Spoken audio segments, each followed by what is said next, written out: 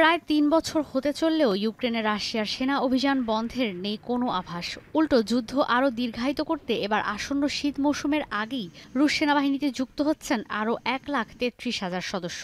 ১লা অক্টোবর থেকে শুরু হয়ে এই প্রক্রিয়া চলবে আগামী ডিসেম্বর পর্যন্ত। এ সংক্রান্ত জারি করা একটি ডিক্রিতে বলা হয়, দেশের ১৮ থেকে ৩০ বছরের নাগরিকরা রাষ্ট্রীয় নীতি অনুযায়ী যুক্ত হবেন রুশ সামরিক বাহিনীতে। রুশ নিয়োগ কার্যালয় কর্তৃপক্ষ বলছে, এই নিয়োগের মধ্য দিয়ে বাধ্যতামূলকভাবে দেশের সেনাবাহিনীতে কাজ করতে হবে ১ বছর। নতুন এই সেনা সদস্যরা ইউক্রেন যুদ্ধে অংশ নিলেও নতুন অঞ্চলগুলোতে বিশেষ সেনা অভিযানে তাদের অংশ নিতে হবে না। পশ্চিমা বিভিন্ন দেশ থেকে হুমকি পেয়ে সেপ্টেম্বরে রুশ প্রেসিডেন্ট নির্দেশ দেন, দেশের সেনাবাহিনীতে যুক্ত হচ্ছে আরও ১,৮০,০০০ সেনা। এর মধ্য দিয়ে চীনের পর সেনা সদস্যের দিক দিয়ে বিশ্বে দ্বিতীয় অবস্থানে থাকবে রাশিয়া।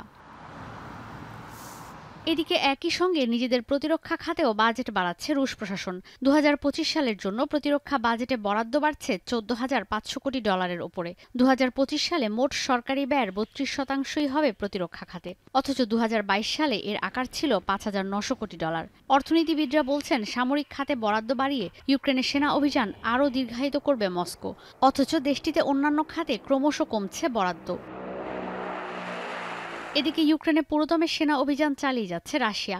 সম্প্রতি রুশ প্রেসিডেন্ট ভ্লাদিমির পুতিন ঘোষণা দিয়েছেন, পরমাণু অস্ত্র ব্যবহারের নীতিমালায় আসবে পরিবর্তন। এই ঘোষণায় চটে গিয়ে বিদায়ী ন্যাটো মহাসচিব জেন্স স্টলটেনবার্গ বলেছেন, এই পদক্ষেপ বেপরোয়া। তিনি বলেন, রাশিয়া যতই পদক্ষেপ নিক না কেন, ইউক্রেনের প্রতি ন্যাটোর সহযোগিতা অব্যাহত থাকবে। I believe that the biggest risk will be if President Putin wins. Because then the message will be that when he used military force, but also when he threatened NATO allies, then he gets what he wants, and that will make us all more vulnerable.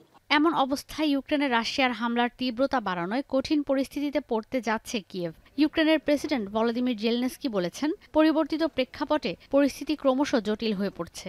ফলে আগামী দিনে আরও বেশি করে পশ্চিমা সহযোগিতা প্রয়োজন বলেও জানান তিনি। ঈশিতা ব্রহ্ম, এখন বিশ্ব। সানবিট সব দিবে সামাল।